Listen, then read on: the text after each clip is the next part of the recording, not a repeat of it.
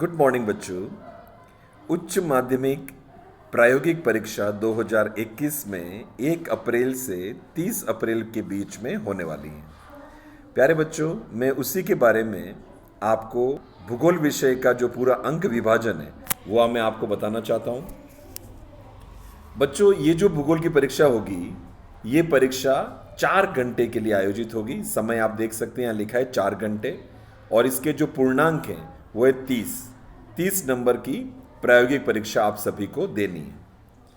बच्चों, सबसे पहले यहाँ पर आपको बता रखा है कि इस 30 नंबर में से लिखित परीक्षा जो होगी वो 15 नंबर की होगी। 15 नंबर का आपको एक लिखित प्रश्न पत्र मिलेगा।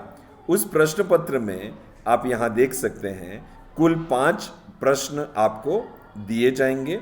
उनमें से आपको कोई भी 3 प्रश्न करने हैं। बस आप ये ध्यान रखें कि पहला प्रश्न आपके लिए करना अनिवार्य है। तो आपको 3 प्रश्न करने हैं, परंतु पहला प्रश्न तो करना ही करना है, वो अनिवार्य है। और दूसरा, तीसरा, चौथा, पांचवा, इन 4 में से आपको कोई भी 2 प्रश्न करने हैं। यहां पर आप देखेंगे कि प्रश्न 1 जो अनिवार्य है वो आएगा आरेख गणना का। आरेख गणना का जो आपका पाठ है वो है पाठ नंबर 3, जो आपके पाठ्य पुस्तक का अध्याय यहाँ पर आपको दे रखा है। तीसरे अध्याय से एक प्रश्न आपको आएगा जिसमें आपको आरेख यानी कि ग्राफ बनाना होगा। ग्राफ बनाने का जो सूत्र लगाएंगे आप, उसके 2.5 नंबर, और गणना करने के 2.5 नंबर, तो 5 नंबर का आपको ग्राफ का प्रश्न करना है। दूसरा प्रश्न आएगा आपके पाठ्य पुस्तक के अध्याय 2 से, पहला अध्याय से, और वो है मानचित्र का अर्थ, परिभाषा, उद्देश्य, वर्गीकरण और मानचित्रांकन आधारित प्रश्न आपको होगा पहले पाठ से, और वो होगा आपके 5 नंबर का। तीसरा प्रश्न जो आएगा सुदूर संवेदन और भौगोलिक सूचना तंत्र के बारे में पाठ्य पुस्तक का अध्याय 4 में से आएगा, ये भी 5 नंबर का होगा। समपटल सर्वेक्षण का पाठ प्रश्न आएगा, प्रश्न नंबर 4, ये है आपके पाठ्य पुस्तक का अध्याय 5वें पाठ से, ये 5 नंबर का होगा। और 5वां प्रश्न आएगा, कोई भी 4 चीजें आपको दे रखी होंगी, उनमें से किन्हीं 2 पर आपको टिप्पणी लिखनी है। तो टिप्पणी आपको 2 पे लिखनी है, 2.5 नंबर की एक टिप्पणी, आपके 5 नंबर की ये टिप्पणी होगी।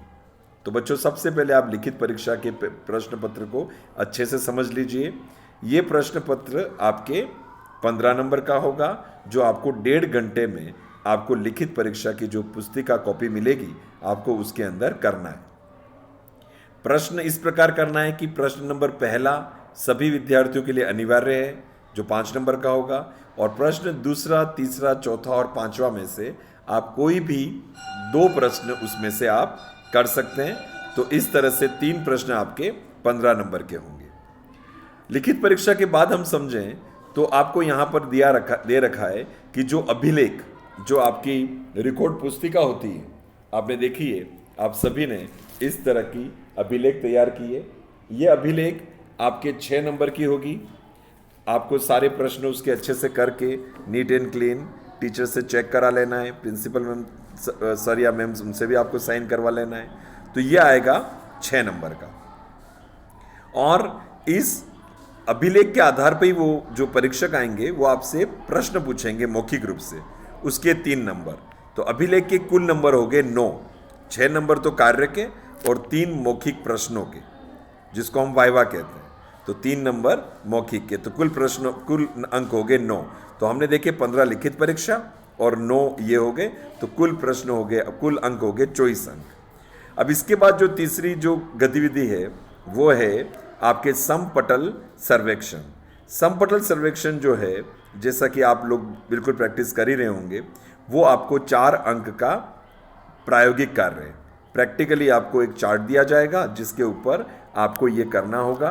कम से कम 6 लक्ष्य आपको निर्धारित करने हैं, मापक के अनुसार उसका 1.5 अंक, उत्तर दिशा के अंकन का आधा अंक, मापक की रचना आरएफ को जो आलेखी विधि से आप बनाते हैं उसका 1 अंक, पूर्ण शीर्षक जो लिखा है उसका आधा अंक, और संकेत के आधे अंक। इस प्रकार 4 अंक का आपका वो चार्ट पे जो काम किया उसका आपको मिलेगा, और 2 अंक का आपको जो भी प्रश्न मौखिक रूप से इस सर्वेक्षण के बारे में पूछे जाएंगे उसके निर्धारित किए गए हैं। तो समपटल सर्वेक्षण के हो गए 6 नंबर, 4 नंबर के आपके चार्ट का काम और 2 नंबर के मौखिक प्रश्न।